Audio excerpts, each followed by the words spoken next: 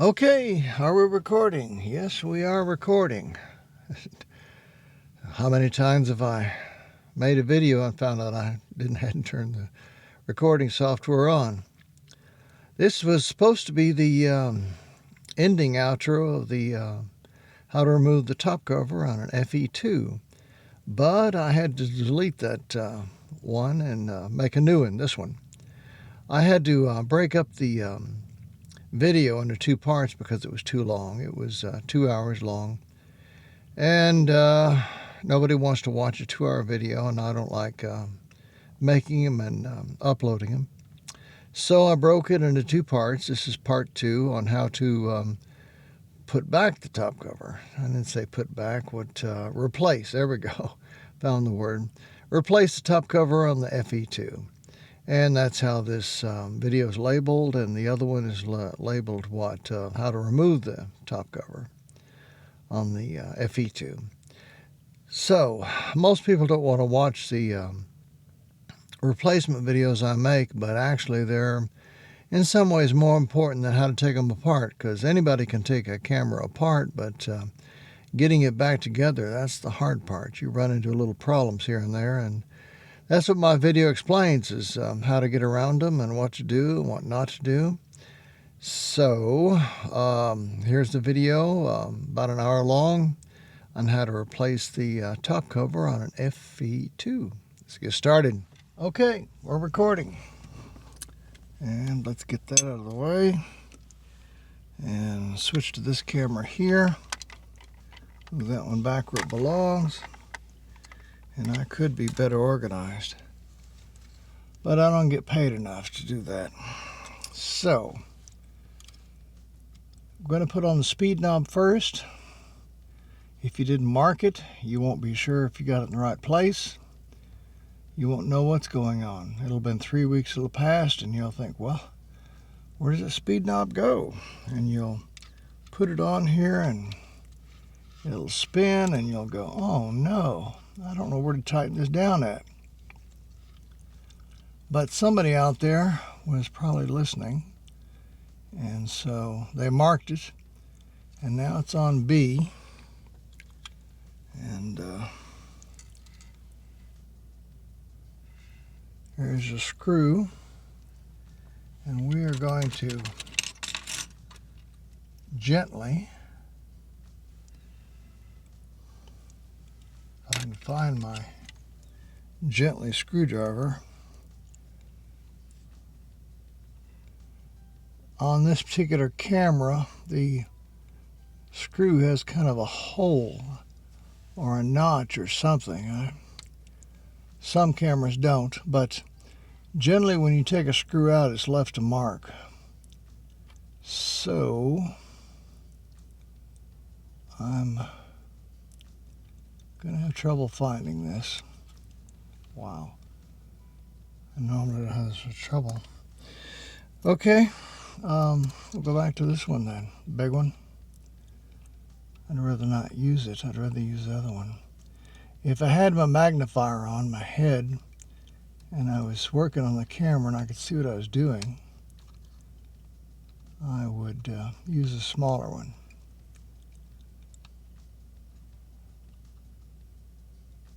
There we go. It's at the bottom.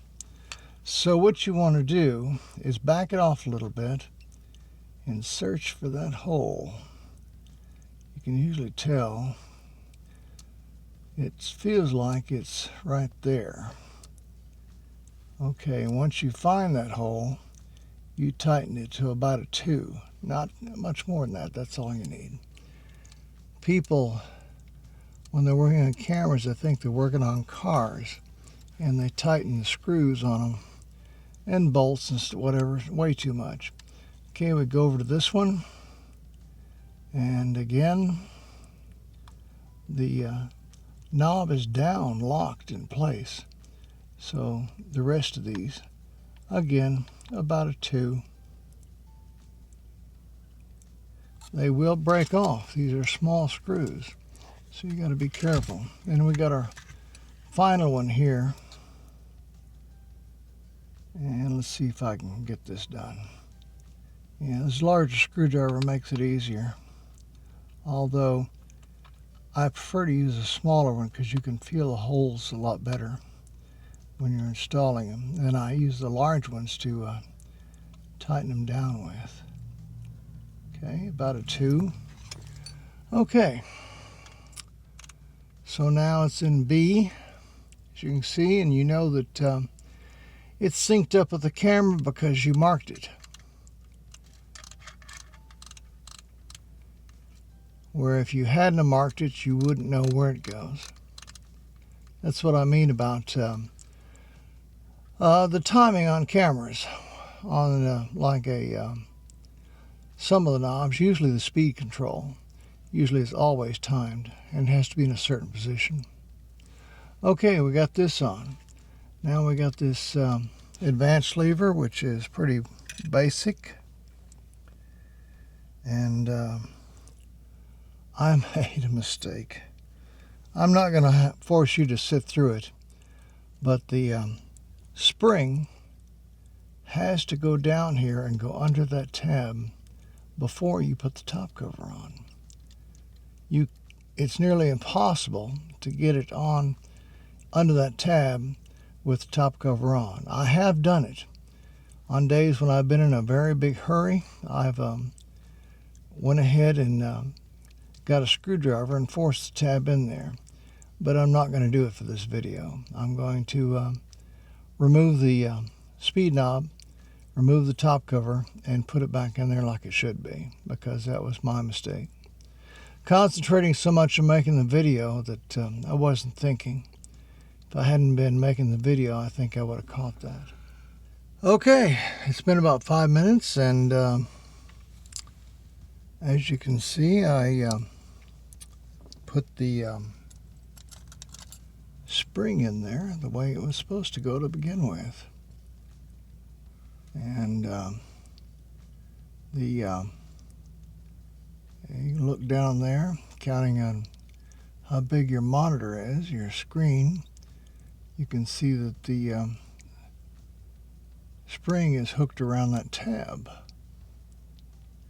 Be careful. Just to be stubborn, it might come out on me. Which I have seen happen in the past. Nearly impossible to thread it from the top without taking the top cover off, but it will come out real easy if you twist it a little bit. Okay, the hook, as you can see, is right here, and it goes through that right there. Hooks around there, and then you have to turn this lever to put some tension on it, and then hold it down and put the nut on. There is one problem, and I'm going to show you. The spring, when you tighten it, starts moving in, and it gets caught around the lip of this right here. So you have to hold the spring out of the way so it won't touch this lip when you tighten it down. And I'll show you right now. I'm going to go to the other camera here. Let's see if I can see. Kind of hard for some reason to see what's going. Okay, there. You can see I caught the spring right there on the lip. And now comes the hard part, if you want to call it the hard part. Move these cameras over. Cameras are kind of in the wrong place. Okay, that now I've got to go around and tension it over the release, keeping it kind of flat, and now it's got tension on it. The square is over the shaft, but the spring is caught on the lip and holding it up. Let's see if I can see it from the bottom. I don't know if you can see that gap there or not. There's a gap right there that shouldn't be there. It should be flush. So this may be something I have to do off camera. What I normally do is, yeah, I may have to do this off camera. I put this, you need something really thin. Sometimes a knife blade is just too thick. And what you do is you release it and come back and see the spring right here. There's a spring. And what you do is you put your knife blade, I'm probably going to do this off camera, so at least I can show you what you have to do. You have to put your blade in here and you have to hold it down away from the lip in there, like so. And then you have to go ahead and put your lip on your shaft. And, you know, it might take you 2 or 3 tries, but you'll get it. You'll know immediately if it's caught because the advanced lever will be sitting at it won't be sitting at a nice flat, flush angle. One side will be sticking up. Or if you do put the nut on it and tighten it down, the camera will lock. In other words, when you advance it, it will just, if you advance it, it will stay in an advanced position. It won't release and come back. And it's because that spring is caught on the lip. At least you know what the problem is, even though I can't actually do it on camera. I'm going to go ahead and turn the camera off and fix this, and I'll be right back. Okay, I'm back. As you can see, I got the lever on and the cap. This cap is right, so to tighten it, you go clockwise. And I didn't tighten it all the way. You don't. If you tighten it all the way and the spring is caught, you'll smash the spring. You can actually damage it if you tighten it too much. So what you do is you get it down finger tight like so. It won't go any more. Then you set your speed control in B. Without a battery in the camera, it won't fire. So you have to use B. Fire it.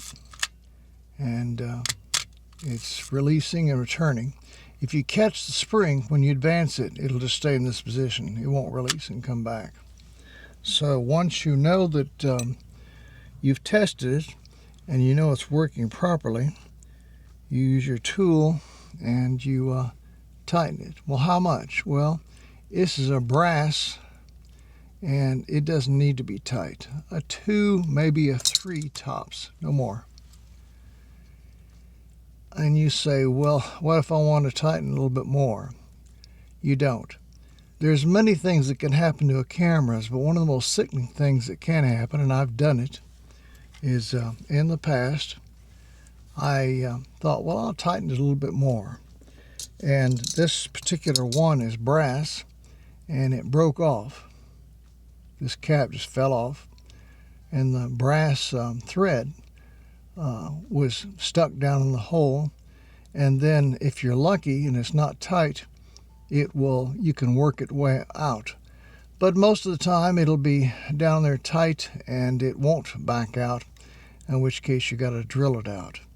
So you're looking at another hour's work if you break that stud off this cap. It's just not worth it. Only tighten it to about a 2 and stop. No more.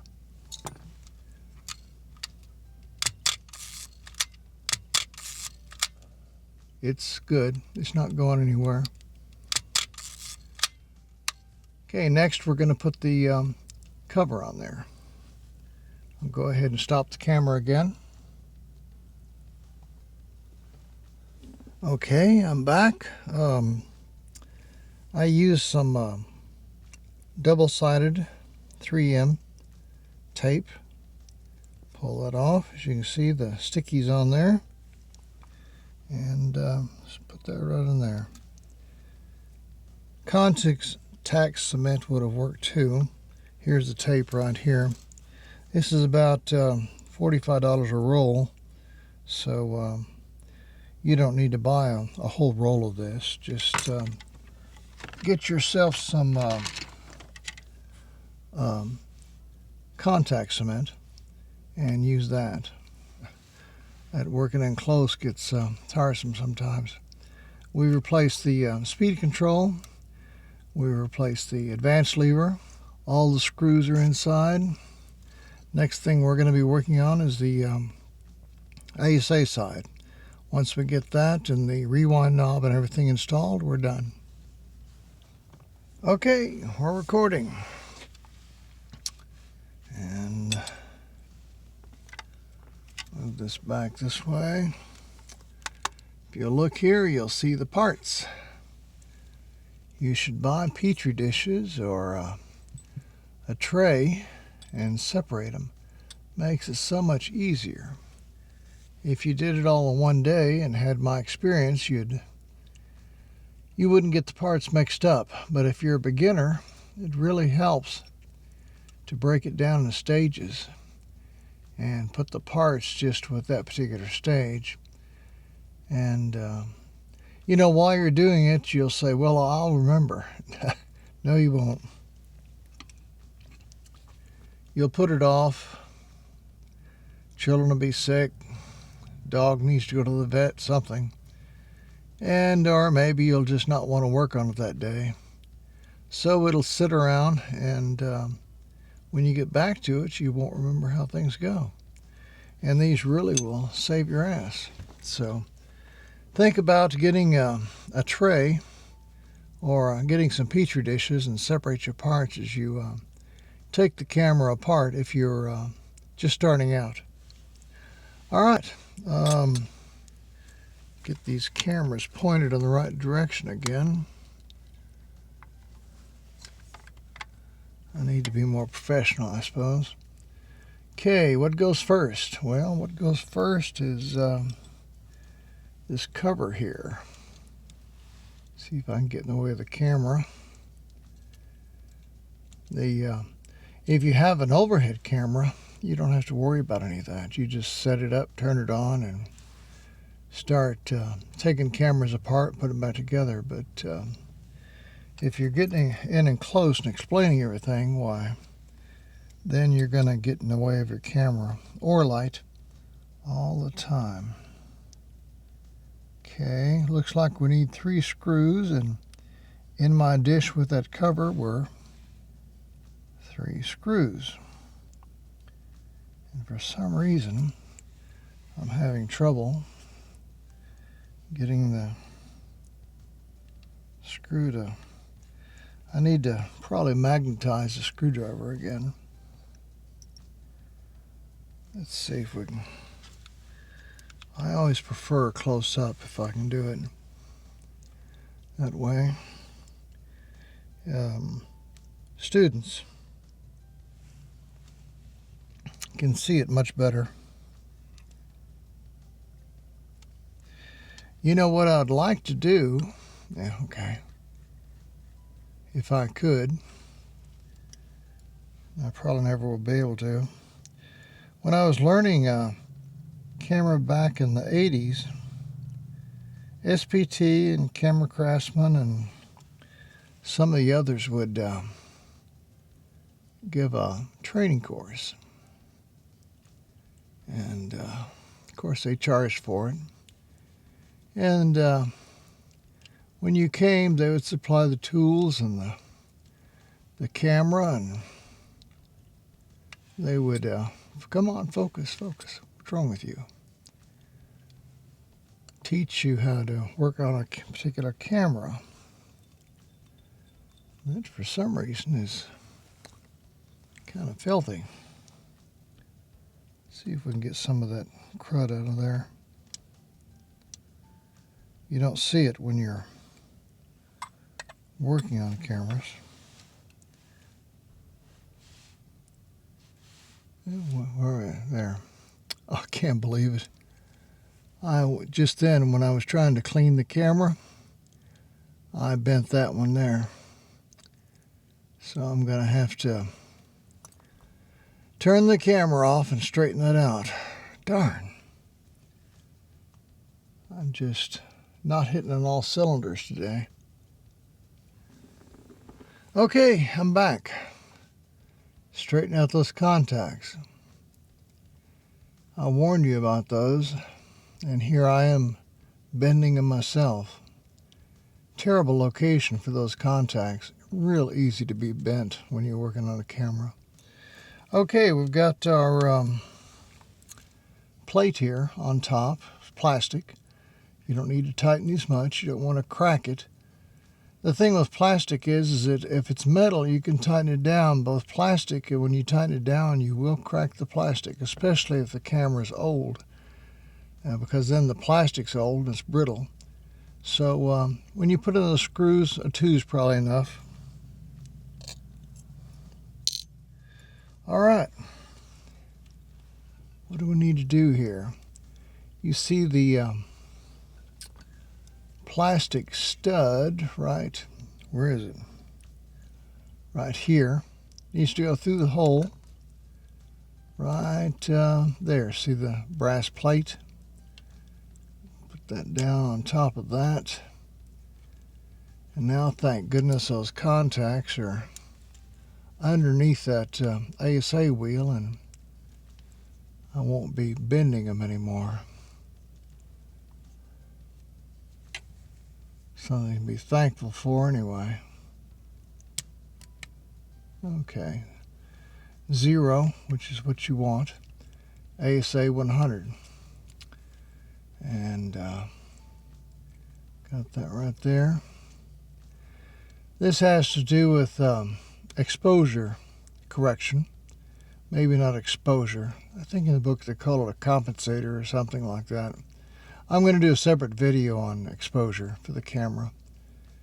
This camera exposure can only be set with a tester anyway, so I don't think the video on how to set the exposure will be of much use, because most people aren't going to have testers, so it won't do any good. But I'm going to go ahead and make it anyway.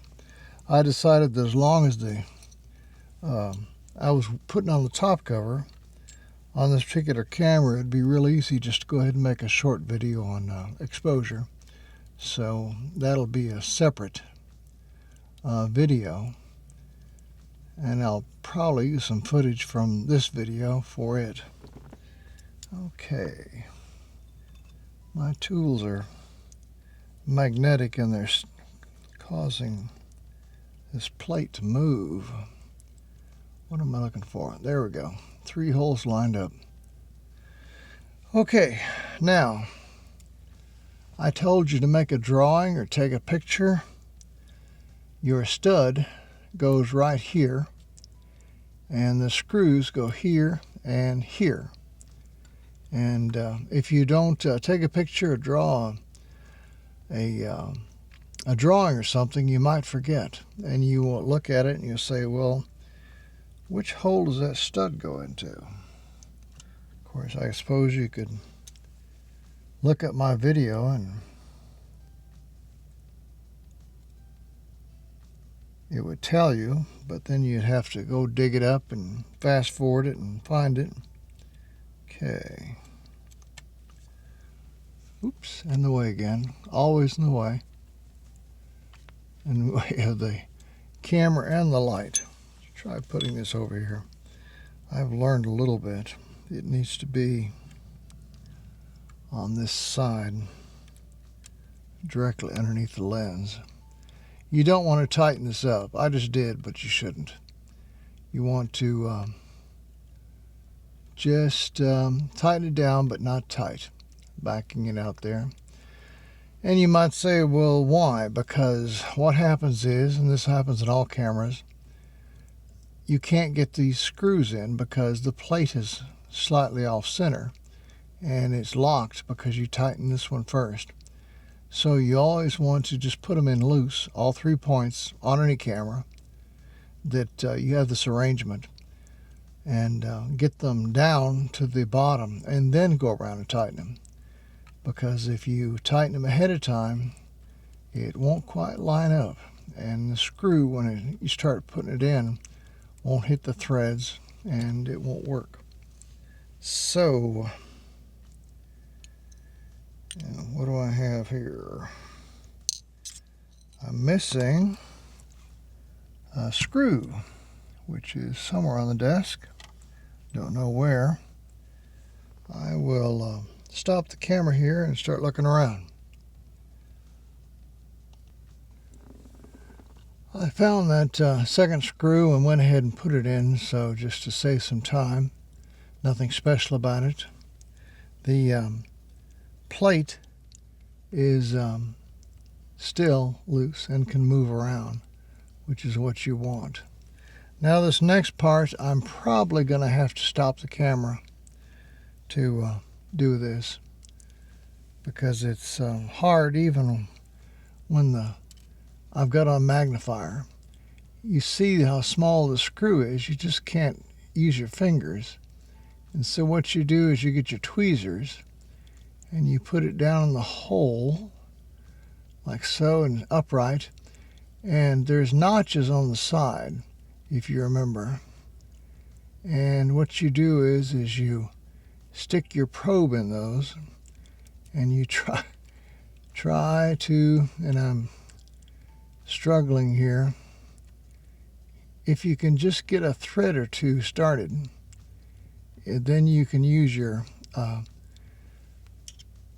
tool to go ahead and screw it down inside. But getting it started is hard. I have fooled with these many times. It's because the part is so small you can't grip it, and you have to do like I'm doing here to try to get it started. If you can just get a couple of threads on it, it will stay in place. And it looks like I may be having some success here, because if it was loose, it should just fall out of there. Here we go. Let me try to pull it out here. Is it loose? It's not pulling out. That's maybe a good sign.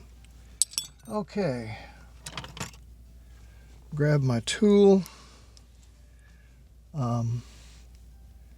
Again, there's a notch on each side of that little stud, and I've made these to where they fit in it. And so what I do is, of course I'm usually wearing a magnifier, is I put it down until I get my tool in those notches, and then I slowly turn it around. I can't believe it's actually working. I better stop. I'm going to go ahead and pause the camera and tighten that down, and I'll be right back. Okay, I'm back. Much easier when you're wearing a magnifier and you got your nose down on it about 3 inches from it. You can see real good, and you can grip it and put it in there in no time. So I went ahead and tightened it, but not much. This takes very little pressure to tighten. Plus, you don't want to damage these grooves on each side. So don't put it down like a 3. A 2 is enough. Same with these. Well, you tighten this one first always to put the plate in position. Then you tighten this one, then this one. So now we've got our ASA wheel in position and held down by this plate right here. Next thing we need to put in is we need to put in that little, there's a little notch right here. I showed it to you once right there. Or is it there? No, there it is. Second, further down. This first indentation is for the C-clip, C-ring clip. The thing we're going to install is right down here. Sticks inside. It's what you release to pull the rewind knob up. So, grab it here. There it is. Where is it? Oh, end of my finger there. And there's the C-ring clip. Okay, getting this next part on is real easy. Usually you can just do it with your fingers. Here's the part. And all you really need to do is get the hole over that stud and push down. Usually tweezers or anything will work. And push down. And you have to pull this out from the camera. And I say it's easy. It's always been easy. May not be easy. Oh, there we go. Just press down. It's over the stud.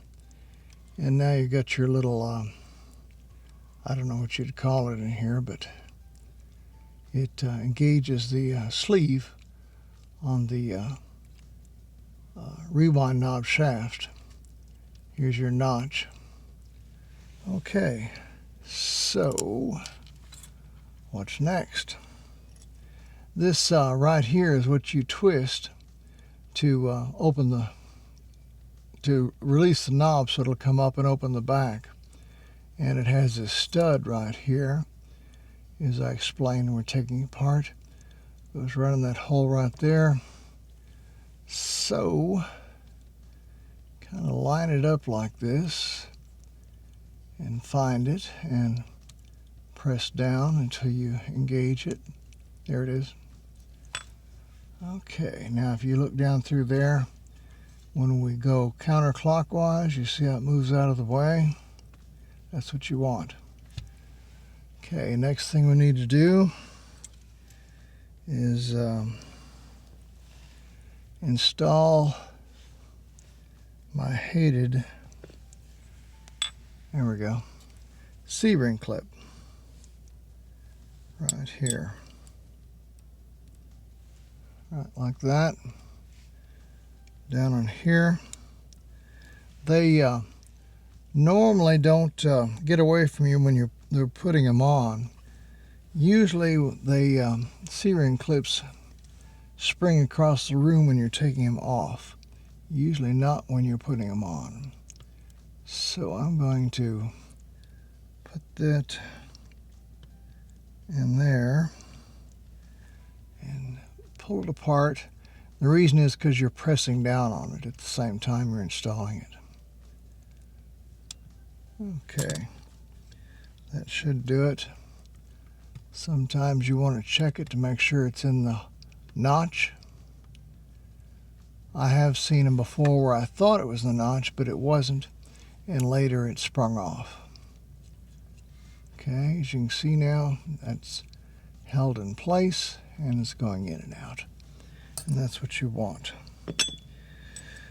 Okay, we're getting down to the last finish line here. All right. What do we need now? This right here that's got that notch up at the top. Go down from the top. Press this clockwise or counterclockwise. Watch. It falls through. Okay, let's try it again. Maybe we can even hear it. Yeah, there we go. See? Popped back, and it's now held in place. Okay, what now? Now we've got the shaft here. Did you put a little oil on it? Like I told you, move it up in here. And you can see the shaft coming out. Move my light a little bit. And you've got your, and I'm having trouble getting a hold of it here. You've got your spring that you want to keep tension, it keeps tension on the shaft. So you have to just put it in there. It doesn't hold it very well. It can fall out real easy. Okay, you got the shaft, got the little spring on the end. What's next? Next is assembling it.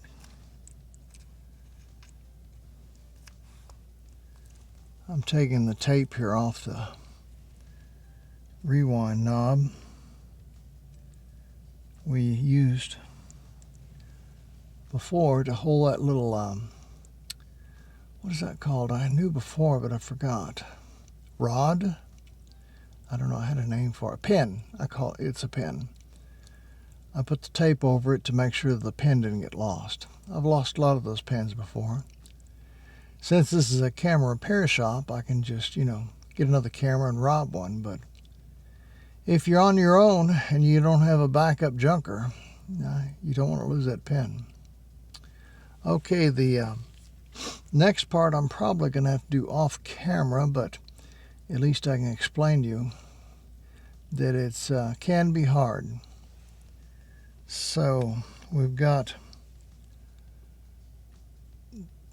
I don't know what you'd call it, a clip, I guess. A clip that you're going to have to put on to hold that, I can't, okay. And I glued that little washer on it. What I do now, turn it down like it's supposed to be, and I glue it to the, with contact cement there. Only I put it to where it's pressing against this knob right here, this knob arm. And my magnetic screwdriver is messing with my head. This pair of tweezers, they're supposed to be non-magnetic, but they're not, but they're close. So I need to glue those together as an assembly. It makes things a lot simpler. I've tried doing it without gluing them, and something always falls out as you're trying to assemble them. So it's really makes it much easier to put a little contact cement between the washer, the clip, and the knob, and let it set, 5 minutes, 10 minutes. And then when you put it back together, it makes it real easy. I'm going to take that off now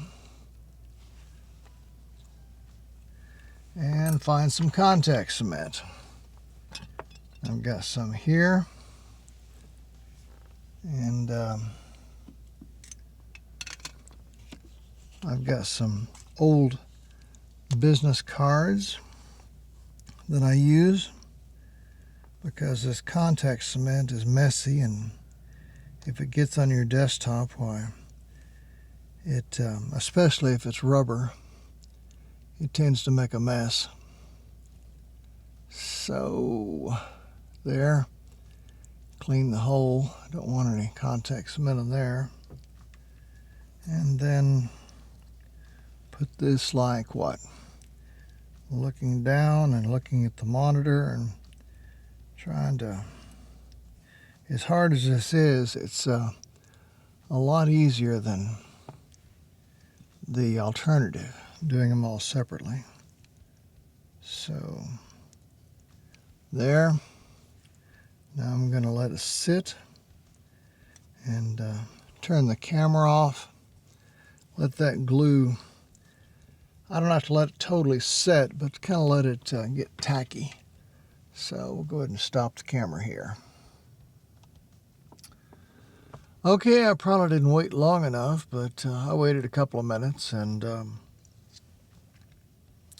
that clip now, as you can see, is staying in place.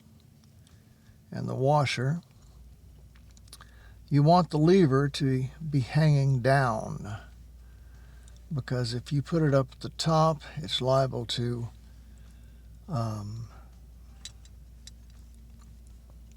what you don't want to happen is this clip here sometimes can move left or right, and the Sony's saying no way, is moving left or right, and you want to keep this clip pressed against this lever here, or this handle, And so it's best just to hang it down like this, and it'll kind of all stay together. And then you got your little spring, and you've got your shaft, and I'm turning the shaft and hoping it'll all stay together. This is the reason people would bring it back to my shop back in the 80s, is because they didn't have the glue or know to put the glue on it, and didn't have all the parts, and didn't know where the parts went, even if they did have them. I'm going to tighten it just a little bit more. There's these rewind knobs get a lot of work, so I tend to tighten them pretty good. I'm always saying don't over tighten. Make sure your rewind knob is on tight. Okay, now when I push up, it's locked. It's not going it up. When I push this lever over, that it releases and it comes up and opens the back. I'm pushing it down now. I always test the arm. I can tighten that clip by bending it just a little bit. I can make this arm really tight or leave it the way it is. In this case, I'm just going to leave it the way it is. The main thing the clip's supposed to do is keep it down and out of the way when you're taking pictures. That's its only function, so there's no point really in it being too tight.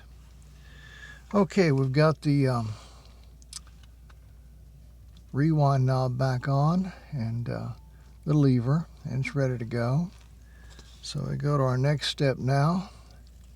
Remove this, and through all that we wanted to protect our shutter. Our shutter has been protected. Now we come back over here and put this door back on, film door.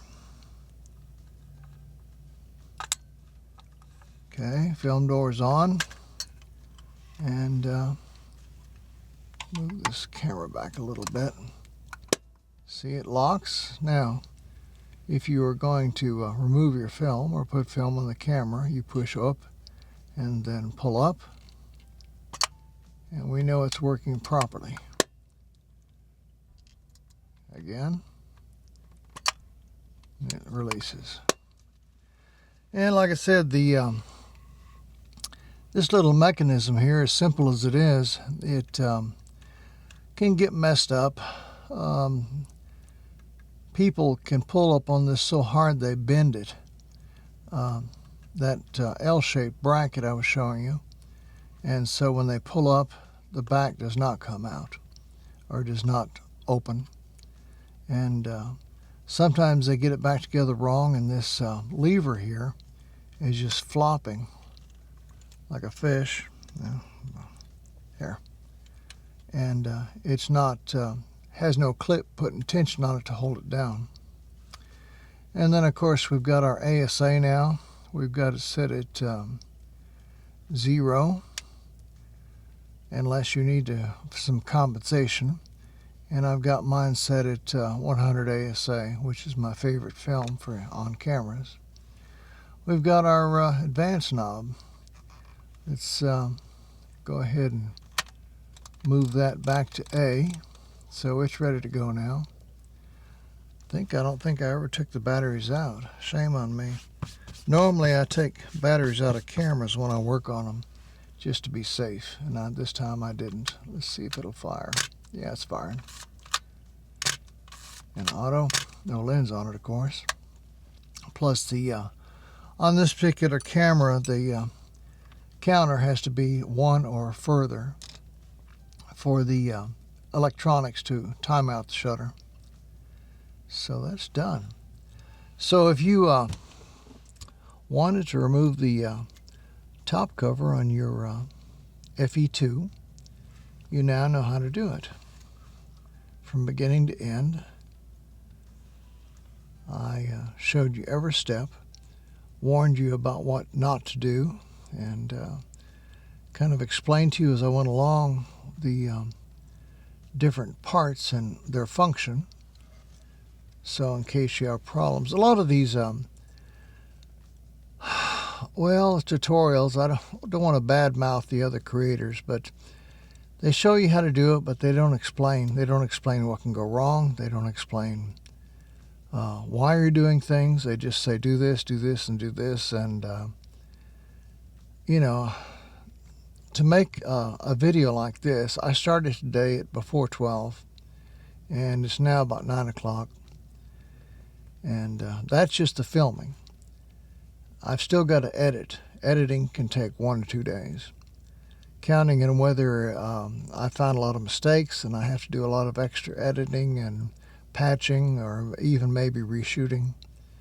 Or if I'm lucky and everything, all the footage is pretty good, then maybe I can get it out in a day. But again, it will take from 12 to around 9 to edit it. And I think most people doing showing you how to service cameras probably are not camera repairmen.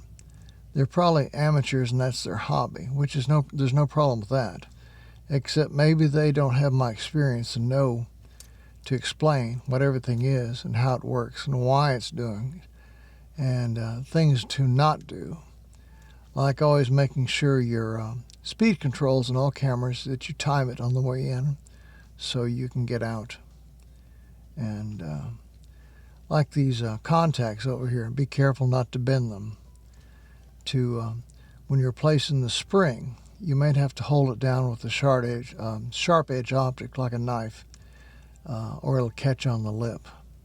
Little things like that can make a difference. Or the screws in the front. If you put the wrong screws in, if you put a long screw here, you might punch something. Same way over here, there's electronics in here, so you put a long screw in here, you're allowed to punch something and damage it. If you're teaching somebody to service a camera, these little things have to come along with the lesson. I know they would probably bore a younger person who doesn't have much of patience, but for somebody who's been around for a while, let's say somebody's 40 or older, they should have enough patience to watch a video like this and service their own camera. Okay, that's it. Top cover's back on. FE2. 1 hour video. Hopefully you learned a little bit along the way. As I have tried to tell people before, putting a camera back together is much more valuable than how to take it apart. Anybody can take a camera apart. Very few can get them back together without somebody like me around to show them what to do. I'm a teacher. That's my job. Over in the ASA side, you've learned a little bit about the latch on the film door. So hopefully in the future, if your film door is giving you trouble, you kind of know what's going on there at the top. Know how it works. Also, you saw your ASA parts. If your ASA for some reason freezes up, is not working properly, you kind of know what's in there, and you can go in there maybe and figure out what the problem is. And that's what videos like this are useful for. Is you don't want to just learn how to take a camera apart and put it back together. You want to learn why, how everything works and why. And so if you run into a problem outside what I've shown you, why, you know how to fix it. And I'm rambling. Okay, we're moving along here. Thanks for dropping by. Hope you enjoyed the video. Later.